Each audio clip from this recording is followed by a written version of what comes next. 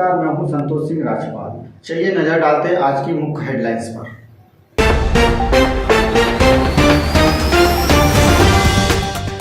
बड़वानी जिले के राजपुर तहसीलदार की बड़ी कार्रवाई। लॉकडाउन का उल्लंघन कर संचालित होटल को किया सील।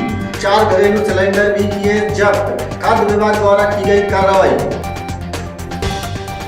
प्रयागराज थाना अध्यक्ष ने टीम के साथ चलाया चेकिंग अभियान। चुनाव को मद्देनजर रखते हुए चलाया गया अभियान।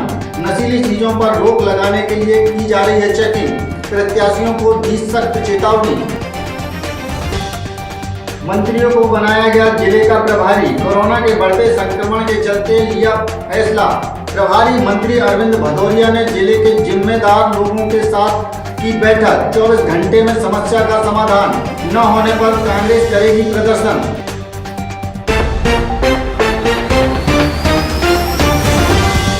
अब खबरें विस्तार से। बड़वानी जिले के राजपुर तहसीलदार ने बड़ी कार्रवाई की है। तहसीलदार ने लॉकडाउन का उल्लंघन कर संचालित होटल को सील कर दिया है। 4 घरेलू सिलेंडर भी जब्त कर लिए। दरअसल तहसीलदार महेश सोलंकी ने सुबह बड़वानी रोड स्थित होटल पर जबरदस्त कार्रवाई की। शासन द्वारा 9 दिन के लिए आवश्यक सेवाओं को छोड़कर पूरी तरह लॉकडाउन किया गया है। उसके बाद भी होटल संचालक गोविंद सोलंकी अपने होटल पर खाद्य सामग्री बेच रहा था। होटल पर कार्रवाई करते हुए मौके से 4 घरेलू सिलेंडर भी जब्त कर लिए गए। साथ ही दुकान को भी सील कर दिया गया है।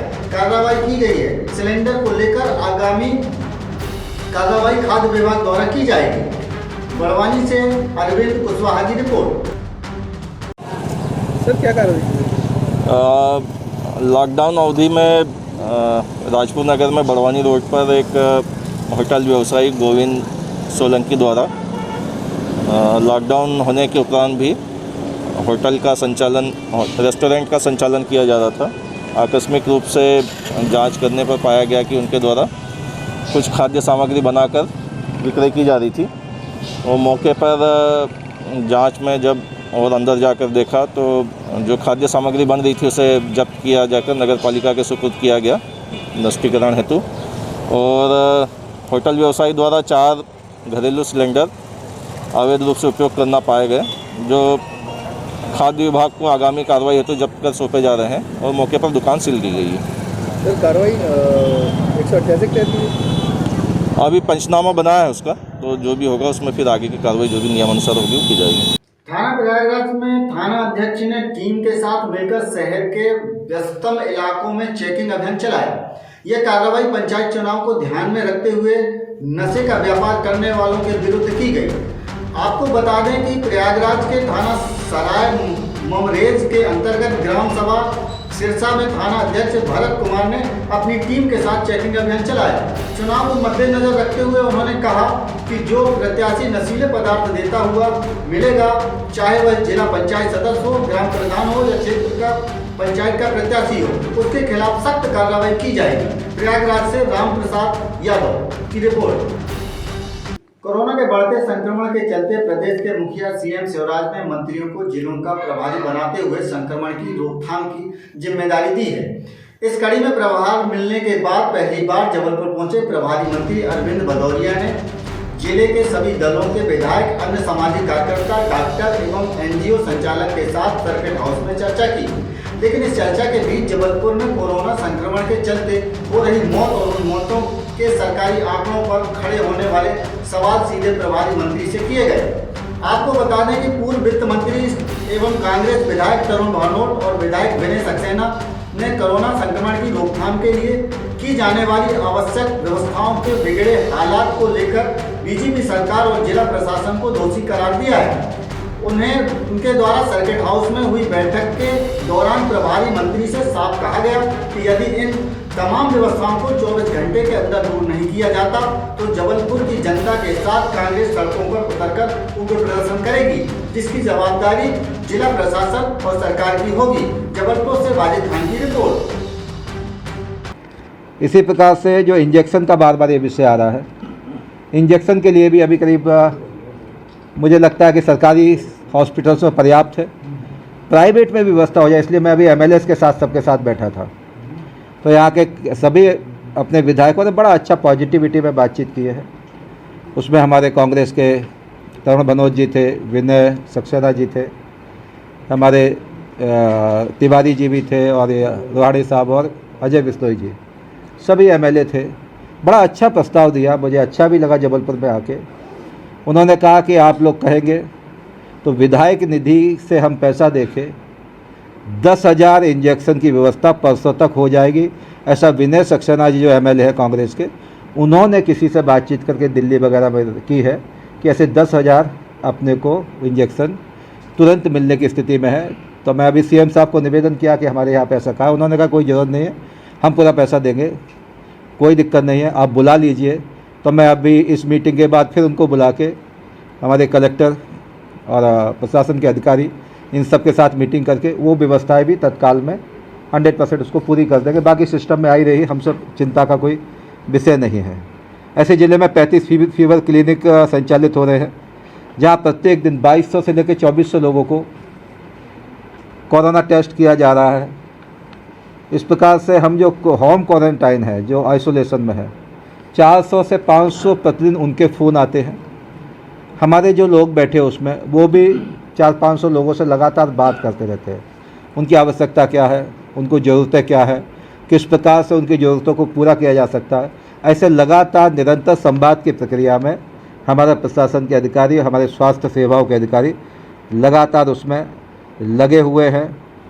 कोरोना की जो वैक्सीन लगना है, लगभग 20,000 से 25,000 लोगों को प्रत्येक दिन हम कोरोना की वैक्सीन लगाते हैं।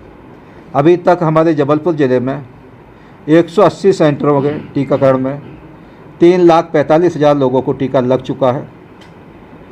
तो बाकी लोगों को भी और अति शीघ्र गति से वो टीका सब लगे, ऐसा प्रयास लगातार हमारे प्रशासन का चल रहा है। और इसके लिए जो अवेयरनेस है, इसके लिए जो संवाद है, इसके लिए बातचीत के होने के तरीके वो सब कर रहे हैं।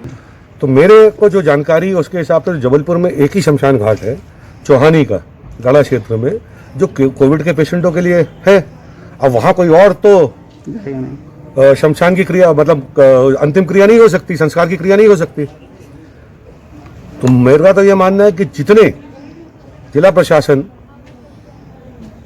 ने अंतिम क्रिया शमशान में चौहानी के कराई है, वो सब कोविड से मरे। और अगर वो कोविड से मरे और सरकार के आंकड़े हैं तो उनमें तो बहुत बड़ा अंतर है। तो या तो प्रोटोकॉल को तोड़ा गया है कि जो कोविड के लिए ही शमशान घाट बना है वहां अन्य लोगों का भी अंतिम क्रिया हो रही है, या फिर कहीं गलत आंकड़े दिए जा रहे हैं। अगर 701 लोगों का उस शमशान घाट में अंतिम क्रिया की गई है जो सिर्फ कोविड के लिए है, तो कोविड के कारण हुआ, जबकि सरकार दे रही है 300, 284 करीब बता रही है। 292 हुए, 292। मुझे तो इस समय छुपाए क्यों जा रहे हैं? क्या लगता है आपको, आंकड़े क्यों छुपाए जा रहे हैं? आंकड़े छुपाने से कोई फायदा होने वाला नहीं है। आंकड़े छुपाने से लोगों के मन में और भी पैनिक बनता है, डर बनता है, भय बनता है। मैं बार बार कह रहा हूँ, जबलपुर जिले की आबादी 22 लाख है। अगर कुछ लोग हमारे यहाँ बीमार हैं और संक्रमण को हमको रोकना है, तो हम सबको उस संक्रमण की रोकथाम वही करने को प्रयास करना चाहिए।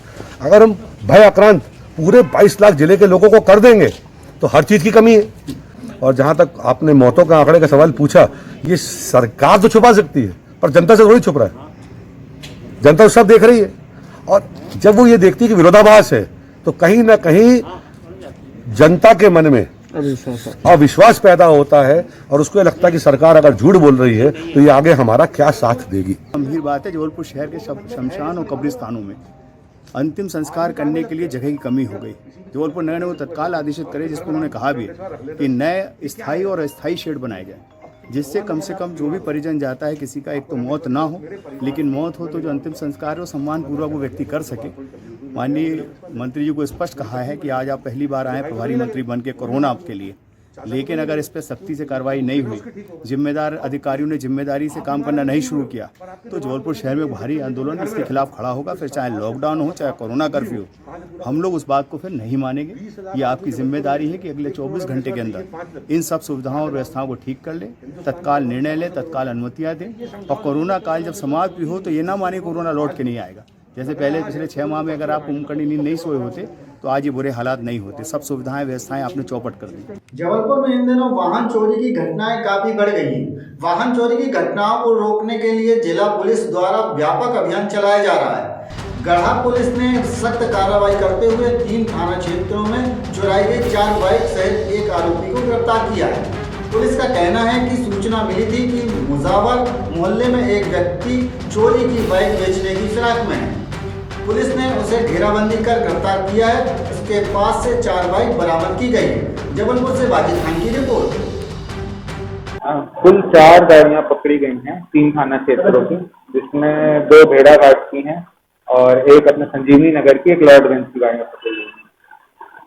जैसे पुलिस अधीक्षक महोदय ने इस समय अभियान के तौर पर चला रखा है कि कोरोना के साथ साथ प्रॉपर्टी संबंधी भी जो अपराधी हैं, स्पेशली जो बाइक चोरी की घटनाएं, उसमें अभी कोरोना की जब से ढील मिली तब से वृद्धि हुई है, तो उसको लगाम लगाने के लिए बाइक चोरी पे थाने स्तर पर थाना प्रभारियों को आदेशित किया गया था कि वो एक विशेष टीम बनाए, जिसमें थाना प्रभारी गढ़ा द्वारा एक विशेष टीम बनाई गई जो सघन रूप से बाइक चोरी संपत्ति संबंधी अपराधियों का पतासाजी में रेगुलर लगी हुई थी। इस टीम में इसका नेतृत्व कर रहे थे प्रशांत सब इंस्पेक्टर, जिनके हमारा यहाँ पे सचिन और अश्विनी आरक्षक हैं। तो उन्होंने बहुत अच्छी कार्रवाई करते हुए उनको सूचना मिली कि एक व्यक्ति यहाँ पे बाइक चोरी की बाइक बेचने के लिए खड़ा है, तो उसे उन्होंने जाकर मुजावर मोहल्ला से पकड़ के लाए। फिर उससे सघन पूछताछ करने पे 3 बाइकें उसको उनके घर से और रिकवर हुई हैं, जो अलग अलग थाना क्षेत्रों। हाँ, इसके पूर्व आपराधिक रिकॉर्ड भी हैं। थाना कैंट अंतर्गत और पनागर अंतर्गत भी इसके सिमिलर आपराधिक रिकॉर्ड भी दर्ज। और भी कुछ नहीं, इसके साथ अभी नहीं, अभी तो ये फिलहाल अकेला ही काम करता है। वही सिंपल जगह बाइक का हैंडल तोड़ के चाबी लगा कर बाइक मंगा लाता है।